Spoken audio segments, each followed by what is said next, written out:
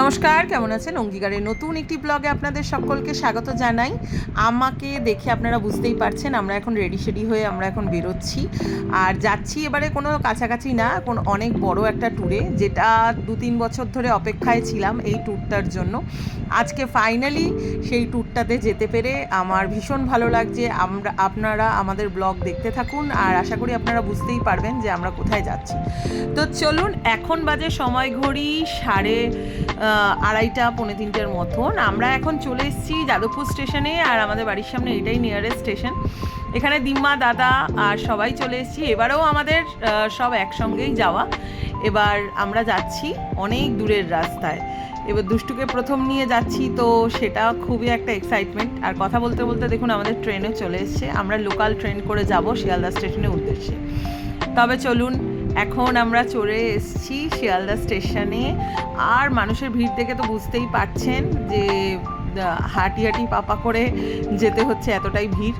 তার মাঝে ঘুমিয়ে পড়েছে দুষ্টু আমার কোলে। তো দুষ্টুকে কোলে নিয়ে ভিডিওটা করছি আর আপনাদের সঙ্গে কথাও বলছি। তো যাই হোক, আমরা এখন যাচ্ছি বাবার ধামে কাশী বিশ্বনাথ মন্দির দর্শন করতে। তো আমাদের হুট করে প্ল্যান করে যাওয়া, তাই আমরা ট্রেনের টিকিট সেইভাবে পাইনি। তাই আমাদের এখন যেই ট্রেনটা আছে সেই ট্রেনটা হচ্ছে বিকাল 4:30 থেকে শিয়ালদার থেকে ছেড়ে আমাদের সরাইঘাট স্টেশন মানে পণ্ডিত দীনদয়াল উপাধ্যায়তে পৌঁছাবে রাত্রি 1:30টার সময়। তো আমরা এই ট্রেনের টিকিটটাই অ্যাভেলেবেল পেয়েছি বলে আমরা এই টিকিট কেটে আমরা এই ট্রেনে করেই যাচ্ছি ফাইনালি বেনারস অব্দি ডাইরেক্ট কোনো ট্রেন আমরা পাইনি। এখানে বেনারসের বহু ট্রেন আপনারা পেয়ে যাবেন। আমরা যেই ট্রেনটায় যাচ্ছি সেটা হচ্ছে বিকানের শিয়ালদা দুরন্ত। এটা রাজস্থানের বিকানের জেলায় গিয়ে থামবে এবং এটা ননস্টপ 24 সময় নেয় হয়তো বিকানের অবধি যেতে, কিন্তু আমাদের বোর্ডিং ছিল পণ্ডিত দীনদয়াল উপাধ্যায় অবধি। তো যথারীতি আমরা এখন ট্রেনের সামনে চলে এসেছি। এখন আমরা যাচ্ছি আমাদের যেই সিট অ্যালট করা হয়েছে সেই সিটগুলো দেখতে। তো দুষ্টুকে নিয়ে প্রথমবার এত দূরে যাওয়া, আমরা ভীষণভাবে এক্সাইটেড এবং দুষ্টুর কীরকম কী রিয়াকশান থাকে সেটাও আপনাদেরকে দেখাবো পুরো এই ব্লগটার মধ্যে। এই ব্লগটা অনেকের জন্য একটা কীভাবে বেনারস যাবেন, কোথায় থাকবেন, কি খাবেন, কেমনভাবে ঘুরবেন, সমস্ত ইনফরমেশনই পাবেন আমাদের এই ব্লগে।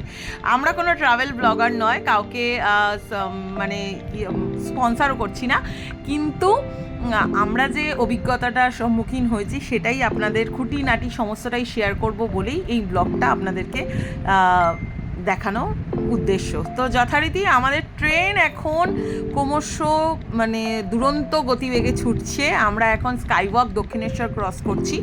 এখন সময় ঘড়ি বাজে ওই বিকাল 4:45টার মতন। আমাদের ট্রেন একদম রাইট টাইম, বলতে পারেন 5 মিনিট ফাস্ট। তো যথারীতি ট্রেন জার্নি তো প্রচণ্ড বোরিং একটা কাজ। তো এখানে আমরা অনেক মজা করেছি। আর ট্রেনে উঠলেই যে আমাদের কত মজা, কত আনন্দ হয় সেটা আপনারা আমাদের রিল ভিডিও আর ফেসবুক ব্লগেই আপনারা বুঝতে পেরেছেন। তো যথারীতি দুষ্টু এখন উঠে গেছে, উঠেই তার মাজা খাওয়া শুরু করে দিয়েছে। আর মিষ্টি ওদিকে বসে রয়েছে মিষ্টির সিটে, আর মিষ্টির বাবা যথারীতি এখন ওপরের দিকে যাওয়ার মানে ওপরের সিটে, নিজের সিটে গিয়ে শুয়ে হয়তো মুভি দেখবে। যেহেতু আমরা মানে শর্ট টাইমে টিকিট কেটেছি, আমাদের সমস্তটাই রয়েছে আপার বাঙ্কে, আর লোয়ার বাঙ্কে আমাদের কিছুই পাইনি সিট। তো যাই হোক, একটা অ্যাডজাস্টেবল করে আমরা লোয়ার বাঙ্কে নিয়ে নেওয়ার ব্যবস্থা করছি। এখন সময় ঘড়ি বলছে 6:30 6:45 মতন বাজে। ট্রেন আমাদের 5 মিনিট কি 15 মিনিট ফাস্টে চলছে। আর দুষ্টু ওদিকে ফুল অন এনার্জিতে আছে, দুষ্টু মিষ্টি। আমরা অনেক রিল ভিডিও ব্লগ সমস্তটাই শেয়ার করেছি ফেসবুকে, আপনারা দেখেছেন অবশ্যই। যথারীতি আমরা এখন আসানসোল পার করে গেছি, আর কিছুক্ষণের মধ্যে আমরা পৌঁছে যাব বিহার রাজ্যে। এই ট্রেনটা মূলত আমাদের পশ্চিমবঙ্গ, বিহার, ঝাড়খণ্ড সম্পূর্ণটা ক্রস করে ইউপিতে গিয়ে আপনাদের সঙ্গে দেখা হচ্ছে। তো যথারীতি আমরা এখন ট্রেনে বোর হচ্ছি, তার জন্য নেল পালিশ পরছি, হাত দুষ্টুকেও পরাচ্ছি। দেখুন দুষ্টু আপনাদেরকে দেখাচ্ছে দুষ্টু কী সুন্দরভাবে নেল পালিশ করেছে। তো যথারীতি আমাদের নেল পালিশ পরা এখানেই শেষ হয়ে গেছে। আমরা এখন বিভৎস মজা আনন্দ করছি আর দুষ্টুকে বসিয়ে রেখেছি, কিন্তু দুষ্টু তো কোনো দিকে বসে থাকার মেয়ে নয়, দুরন্ত। তো যথারীতি আমাদের খাওয়া দাওয়া কমপ্লিট হয়ে গেছে। এখন সময় ঘড়ি বলছে 1:23। আমাদের ট্রেন তার গতিবেগের থেকে অনেক ফাস্ট পণ্ডিত দীনদয়াল উপাধ্যায়তে পৌঁছে গেছি। আমরা 1:10 ট্রেন অনেকক্ষণ দাঁড়িয়েছিল, এখন সে স্টেশনের উদ্দেশ্যে যাচ্ছে। এই হচ্ছে মুঘলসরাই স্টেশন। এখান থেকে বেনারসের ডিস্টেন্স প্রায় 45 মিনিট অ্যারাউন্ড। তো আমরা বেনারস অব্দি কোনো ডাইরেক্ট ট্রেন পাইনি বলে আমাদের পণ্ডিত দীনদয়াল উপাধ্যায়তে নেমে যেতে হচ্ছে। তো এখান থেকে আমাদের যে গাড়ি আছে, গাড়ি বুক করা আছে, সেই গাড়ি আমাদের নিয়ে যাবে হোটেলের উদ্দেশ্যে। তো যথারীতি আমাদের মালপত্র লাগেজ সমস্তটাই নামানো হয়ে গেছে এবং দুষ্টু বেশ চুটিয়ে মজা করছে। আপনারা পুরীর ব্লগে দেখেছেন দুষ্টু কতটা কান্নাকাটি করছিল, ট্রেন থেকে সে নামছিল না, কিন্তু এখানে বেশ মজায় আছে।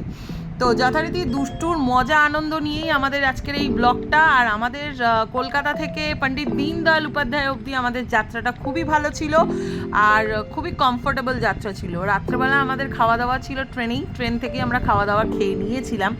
তাই এত রাত্রেবেলা দেখছেন পণ্ডিত দীনদয়াল উপাধ্যায়তে কত লোকজন যারা স্টেশনেই অপেক্ষা করে ট্রেনের জন্য, তাদের গন্তব্যে যাওয়ার জন্য। তো যথারীতি আমরা আমাদের এই ট্রেনটাকে বাই বাই টাটা করে আমরা চলে গেলাম আমরা 3 নম্বর প্ল্যাটফর্মের দিকে। আমরা সেখান থেকে আমাদের গাড়ি রয়েছে স্টেশনের বাইরে দাঁড়িয়ে, অনেকক্ষণ আগেই চলে এসছে। তো আমরা এখান থেকে গাড়ি নিয়ে যাব আমাদের যে হোটেল বেনারসে সেইখানে। এবং যেতে যেতে রাত্রের যেহেতু জায়গা, তাই মানে আমরা রাত্রে নেমেছি, তাই আপনাদের সঙ্গে হয়তো বাইরের কোনো কিছু শেয়ার করতে পারবো না, অন্ধকারই থাকবে। দিনের বেলা আপনাদেরকে সমস্ত বেনারসটা ঘুরিয়ে দেখবো। তো যথারীতি আমরা এখানে 1 কাপ চা খেয়ে নিলাম। খেতে খেতেই আমাদের যে গাড়িওয়ালা আছে, মানে গাড়িওয়ালা দাদা, তিনি চলে এসছেন এবং আমরা এখান থেকে গাড়িতে লাগেজপাতি তুলে আমরা রাতের বেনারসটাকে উপভোগ করতে করতে এই ব্রিজটার থেকে এই সামনেই রয়েছে নমঘাট, আমরা এখান থেকে ক্রস করে আমরা চলে এসেছি আমাদের গন্তব্য, মানে আমাদের হোটেলে। আজকে কেন, বিগত 4 দিনের রাত্রিবাস করব আমরা এই গার্ডেন ইন বলে যে হোটেলটা, সেখানে। এটা হচ্ছে একদম গধুলিয়া চকের সামনে, প্রায় 2 মিনিটের ওয়ার্কিং ডিস্টেন্স। আমরা যখন ঢুকেছি সময় ঘড়ি তখন ছিল রাত্রি 3:30। তো রাত্রিবেলা 3:30 থেকে আমরা কেউ সারা রাত ঘুমাইনি এবং সময়টাকে ওয়েস্ট না করে আমরা চলে এসেছি 80 ঘাটে। এখানে সুবে কি বেনারস বলে একটা কার্যক্রম হয়, মানে প্রোগ্রাম অ্যারেঞ্জ করা হয়, এটা 12 মাসই হয়ে থাকে। তো এখানে যারা এসছেন তারা গঙ্গা আরতি দেখতেই মূলত এসছেন। গঙ্গা আরতি অনেক ঘাটেই হয়, হরিশ্চন্দ্র ঘাটে হয়, তারপরে দাসাসমেত ঘাটে হয়, সেগুলো বিকালবেলা হয়। এই 80 ঘাটের গঙ্গা আরতিটা হয় মূলত সকালবেলা 5:30 থেকে গঙ্গা আরতি শুরু হয়, 4:30 5:30 থেকে শুরু হয়। তো যাই হোক, আমরা এখানে এসেই তো দেখতে পাচ্ছি প্রচুর ভিড়। এখানে মানুষ, মানে কি বলবো, কাতারে কাতারে মানুষ, মানে এই গঙ্গা আরতি দেখতেই এসছে। এবং আমরা যতদূর শুনেছিলাম যে হরিদ্বার আর বেনারস হচ্ছে গঙ্গা আরতি দেখার জন্য একটা আইডিয়াল প্লেস, সেটা এখানে এসেই দেখে বুঝতে পারছি। দারুণভাবে উপভোগ করেছি আমরা এই গঙ্গা আরতি। এবং যখন আমরা এসছি তখন এত সুন্দর হাওয়া দিচ্ছিল যে চোখ আর তাকানোর কন্ডিশনে ছিল না, চোখ অটোমেটিক বুঝে আসছিল। আর এই গঙ্গা আরতির একটা খাসিয়ত, মানে একটা ঐতিহ্য হচ্ছে যে লাইভ গঙ্গা আরতির গান হয় আর গঙ্গা আরতিটা ওখানে শুরু হয়। ওই যে দেখতে পাচ্ছেন স্টেজ করা আছে, ওখানে সব মেয়েরা গান গাইছে।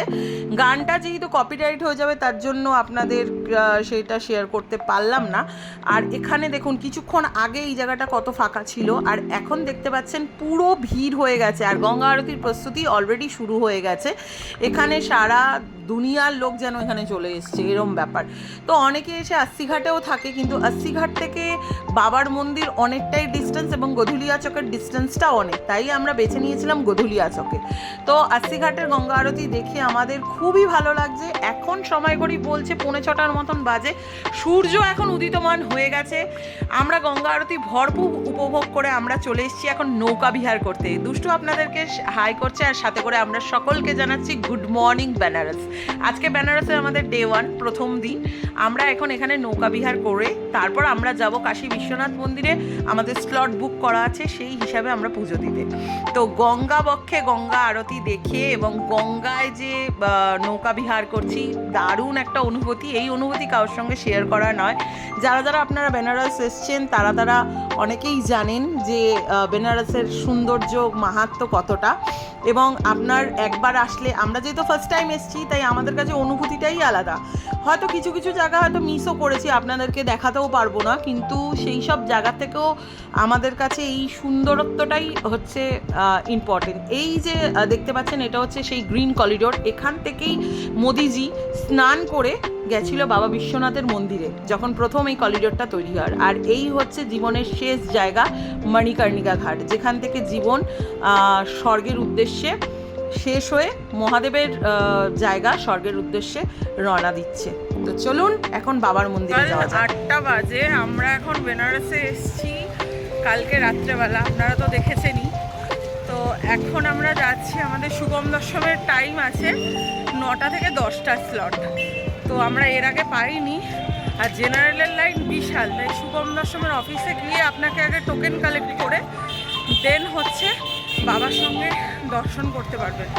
তো এত হুড়াহুড়ি করে পুরো ভিজে গিয়ে তারপর যাচ্ছি হচ্ছে, হঠাৎ করে বৃষ্টি নেমে গেছে আর ওয়েদার খুবই খারাপ, কোনো মতে এখন যাচ্ছি।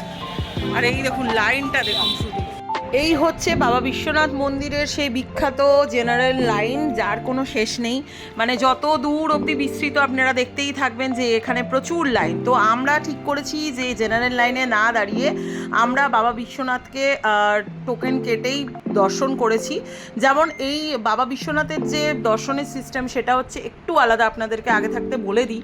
আপনারা যারা আগামীকাল এই ব্লগ দেখে বিশ্বনাথ মন্দিরে আসছেন তারা আগে থেকে শ্রী কাশী ওয়েবসাইট থেকে আপনারা স্লট হিসাবে বাবা বিশ্বনাথের শুভম দর্শনের টিকিট পাবেন। ওখানে বিভিন্ন দর্শনের আপনাদের আলাদা আলাদা করে স্লট আছে এবং প্রাইসও আলাদা আলাদা আছে, যেমন শুভম দর্শন, স্পটস দর্শন, রুদ্রাভিষেক সমস্তটাই আছে আলাদা আলাদাভাবে।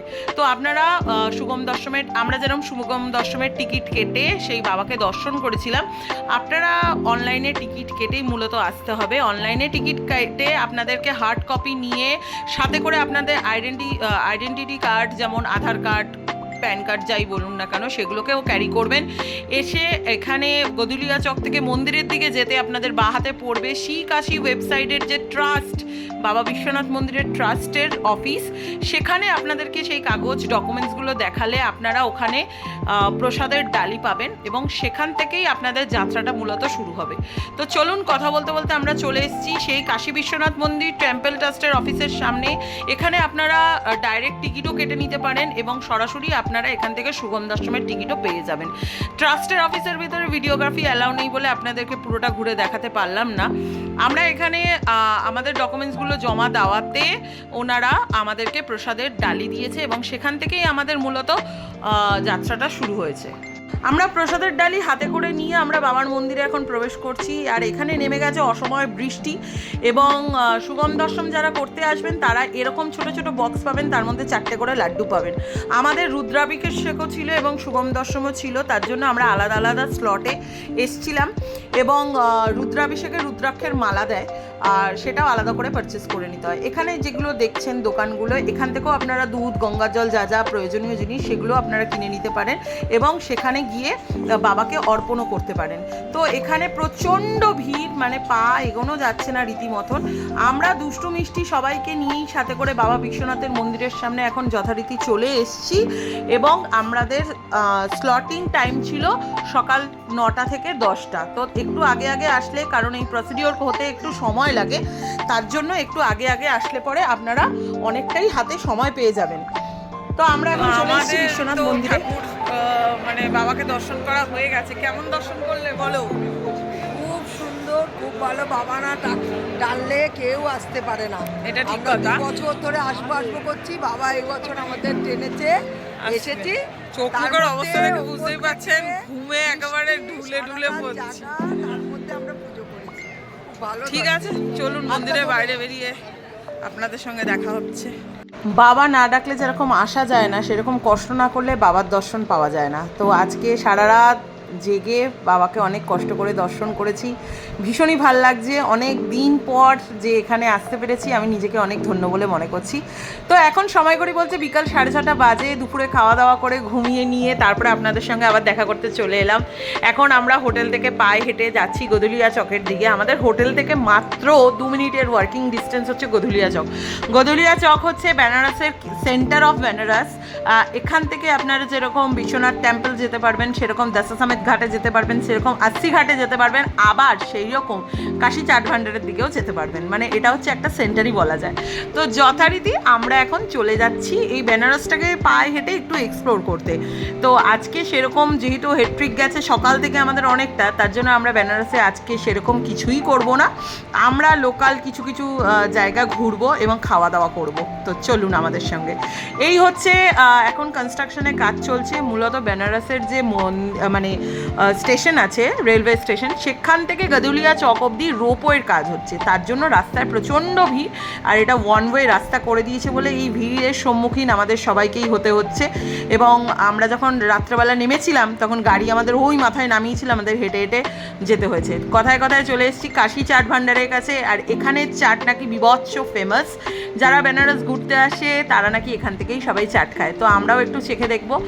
আর এই হচ্ছে গামা পান ভান্ডার। এখান থেকে নরেন্দ্র মোদিজি পান খেয়েছিল বেনারসে এসে, তার জন্য আমরাও এখান থেকে পান খেয়ে টেস্ট করে দেখবো। তো কাশী চাট ভান্ডারের আশেপাশে আপনারা অনেক বেনারসি ওড়না, বেনারসি জিনিস সমস্তটাই পাবেন। আর এখানে মূলত ওড়নাগুলোই বেশি অ্যাট্রাকশন অফ বেনারস। আমার বিভৎস ভালো লেগেছে। আর বেনারস থেকে আমরা কী কী কেনাকাটি করলাম অবশ্যই আমাদের নেক্সট ব্লগে থাকবে এগুলো আপনাদের সঙ্গে। তো যাই হোক, আমরা এখন কাশী চাট ভান্ডারের সামনে চলে এসেছি। লোকের ভিড় এবং উৎসাহ দেখে বুঝতেই পারছেন চাট ভান্ডারের ভেতরের অবস্থাটা কী হতে পারে। তো আমরা এখানে সোজা ওপরে চলে এসেছি। আমরা ফার্স্টেই শুরু করেছি ফুচকা চাট দিয়ে। আমরা নেই করে 8 থেকে 9 রকমের চাট ট্রাই করেছি এবং চাট খেয়েই আজকের দিনটা শেষ করেছি। তো এই হচ্ছে চাটের রিভিউ। লোকের মুখে শুনেছি আর নিজে সেই রিভিউটা দিচ্ছি। অত্যন্ত সুস্বাদু এবং অত্যন্ত টেস্টি। এইটা যদি আমরা না খেতাম তাহলে বেনারসটাই হয়তো মিস হয়ে যেত। অর্ধেক বেনারসটা এখানেই আছে। তো এটা হচ্ছে আলু টিক্কি চাট, পাপড়ি চাট, আরও বিভিন্ন ধরনের চাট, অত সব মনেও নেই। আর এইদিকে দুষ্টুকে দেখুন, দুষ্টু তার মনের মতন খেলনা পেয়ে ভীষণ খুশি। আর এখানে আমরা চাট খেয়ে আজকের সন্ধ্যাটা ভরপুরভাবে উপভোগ করছি। আর দুষ্টু সবাইকে হাই করছে। আর দুষ্টু মিষ্টি ব্লগ আপনাদের কেমন লাগছে অবশ্যই কমেন্ট করে জানাবেন। আর আমাদের বেনারসের এই ফার্স্ট পর্বটা আপনাদের কেমন লাগলো, আর আপনারা বেনারস ঘুরতে এসে কী কী এক্সপ্লোর করেছেন, কী কী খাওয়া দাওয়া করেছেন অবশ্যই আমাদের কমেন্ট করে জানাবেন। তো এখানে চাটটা দেখতে পাচ্ছেন, লোকটা যতবারই আসছে চাটের থালা খালি করে দিয়ে চলে যাচ্ছে। মানে এত পরিমাণ টেস্টি, এত পরিমাণ ক্রাইসিস। যারা মূলত চাট খেয়ে রিভিউ দেবে তারা সবাই চাট খেতে ব্যস্ত, এতটাই ব্যস্ত যে রিভিউ দিতে পারছে না। মানে পরপর চাট অর্ডার দেওয়া হচ্ছে আর পরপর চাট আসা হচ্ছে। তো বাবাও রিভিউ দিতে পারছে না, আর মিষ্টি দুষ্টুর বাবাও রিভিউ দিতে পারছে না। তো যথারীতি চাটগুলো ছিল অত্যন্ত সুস্বাদু এবং অত্যন্ত টেস্টি। আমার ভাই সায়ন, যে কোনোদিন চাট খেতে পছন্দ করে না, সে পর্যন্ত এখানে এসে অমৃতর মতন চাটগুলো খাচ্ছে এবং দুষ্টু মিষ্টি। তো চলুন চাট যেখান থেকে তৈরি হচ্ছে সেটা আপনাদেরকে একবার শেয়ার করি। দেখতেই পাচ্ছেন এখানে কত রকম, কত পরিমাণ চাট, এবং শুধু চাট না, গোলাপ জামুন থেকে সুস্বাদু সমস্ত খাবার এখানেই রয়েছে। তো এখন সময় করি বলছে রাত্রি 9টা বাজে, আর গদুলিয়া চকে সেই লেভেলের ভিড়। মানে সারা পৃথিবীর মানুষ মানে বেনারসি চলে এসছে। অবশ্য ভিড় হওয়ার একটাই কারণ, যে আমরা যেই টাইমে বেনারস এসছি সেই টাইমে হচ্ছে চৈত্র আর কি নবরাত্রি চলছিল। তো নবরাত্রির জন্য ম্যাক্সিমাম অনেক জায়গায় ভিড় দেখতে পাওয়া গেছে। আমরা এখন দাঁড়িয়েছি গদুলিয়া চকের সামনে, আর আমাদের পিছনেই যে রাস্তাটা চলে গেছে সেটা হচ্ছে বাবা বিশ্বনাথ টেম্পলের দিকে। তো যথারীতি এখন গদুলিয়া চকের দিকে যাচ্ছি আমরা, দশাসমেত ঘাটের দিকে, এবং ঘাটে গিয়ে একটু বসবো। দশাসমেত ঘাটটা হচ্ছে গদুলিয়া চকের থেকে অনেকটাই দূরে, তো যেতে অনেকটাই পায়ে হেঁটে সময় লাগবে। তো যথারীতি দুষ্টু মিষ্টি হাই বলছে, আর দেখতেই পাচ্ছেন ভিড়টা কতটা। এই ভিড়ের মধ্যে হেঁটে হেঁটে অনেকটা দূর যেতে হবে। তো চলুন আজকের মতন ব্লগটা এখানেই শেষ করছি। আমাদের বেনারসের প্রথম পর্ব আপনাদেরকে কেমন লাগলো অবশ্যই কমেন্ট করে জানাবেন। আর আমরা দুষ্টু মিষ্টিকে আপনাদের কেমন লাগছে সেটাও কমেন্ট করে জানাবেন। দেখা হচ্ছে খুব শীঘ্রই নতুন একটি ব্লগে। সবাই ভালো থাকবেন, সুস্থ থাকবেন, সাবধানে থাকবেন, আর দেখতে থাকবেন অঙ্গীকার ব্লগ। খুব শীঘ্রই নতুন একটি ব্লগে আপনাদের সঙ্গে দেখা হচ্ছে। সবাই ভালো থাকবেন।